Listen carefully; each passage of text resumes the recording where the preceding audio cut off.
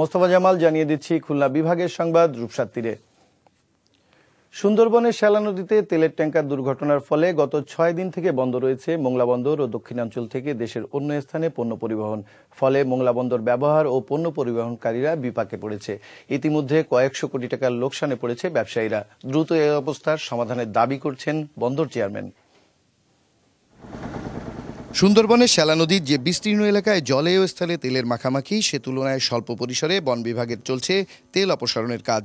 স্থানীয়দের উৎসাহিত করতে আজ থেকে প্রতি লিটার তেল 40 টাকায় কেনার ঘোষণা দিয়েছে সরকার। দুর্ঘটনার পর থেকে এই রুটটি বন্ধ হয়ে পড়ায় লাইটারের জাহাজ সংকটে মোংলা বন্দরে থাকা 9টি জাহাজ থেকে পণ্য খালাস স্থবির হয়ে পড়েছে।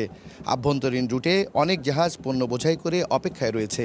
কবে শ্যালা নদীর রুট বা বিকল্প রুট চালু হবে তারও কোনো সিদ্ধান্ত হয়নি। যেগুলি আশুগঞ্জ, ঢাকা, ওই বরিশাল ওই দিকে যাবে সেগুলি বোঝাই হচ্ছে না, কারণ যেগুলি বোঝাই দিয়ে মুভমেন্ট করতে পারবে না সেগুলো বোঝাই দেওয়ার কোনো প্রয়োজন নেই, এবং সেই কারণে এই জাহাজগুলি লেন্দি হবে, এই জাহাজগুলি দাঁড়িয়ে থাকবে এবং এইটা মাদার ভেসেলগুলিতে ড্যামারেজ হবে। সুন্দরবন রক্ষায় স্থায়ীভাবে বনের মধ্যে দিয়ে জাহাজ চলাচল বন্ধ একমাত্র সমাধান নয়। এ জাতীয় সিদ্ধান্তে মোংলা বন্দর ও দক্ষিণাঞ্চলের অর্থনীতিতে নেতিবাচক প্রভাব পড়বে বলে অভিমত পরিবেশ ও অর্থনীতি বিশেষজ্ঞদের। অর্থনীতির চাকা বন্ধ হয়ে গেলে কিন্তু মানুষের ঘরে তো খাবার যাবে না, এটা তো খুবই স্বাভাবিক। তারপরে একটা সময় কিন্তু এখানে যদি যে ইনকাম সোর্স যেটা পোর্টের মাধ্যমে যারা জড়িত রয়েছেন, বিভিন্ন প্রতিষ্ঠান যেখানে জড়িত রয়েছেন, তারাও কিন্তু এই জায়গাটার ইকোনমির অর্থনীতির চাকাটা ঘোরাতে পারছেন না। সমুদ্র বন্দর থাকলেই তো বড় বড় জাহাজ আসবে, এটাই তো এক্সপেক্ট করবো আমরা।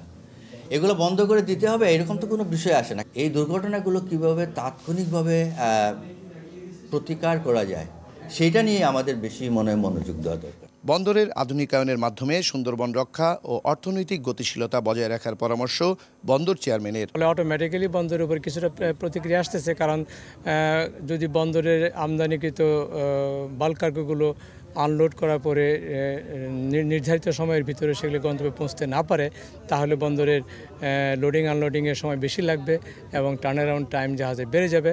আন্তর্জাতিক মহলে মোংলা বন্দরের সুনাম রক্ষা ও আমদানি রপ্তানির গতিশীলতা রাখতে দ্রুত সুন্দরবনের দুর্ঘটনা কবলিত এলাকার পরিস্থিতি উন্নয়ন ও আভ্যন্তরীণ রুট চালুর পরামর্শ সংশ্লিষ্টদের। আবু হেনা, মোস্তফা জামাল, মাছরাঙা সংবাদ, খুলনা।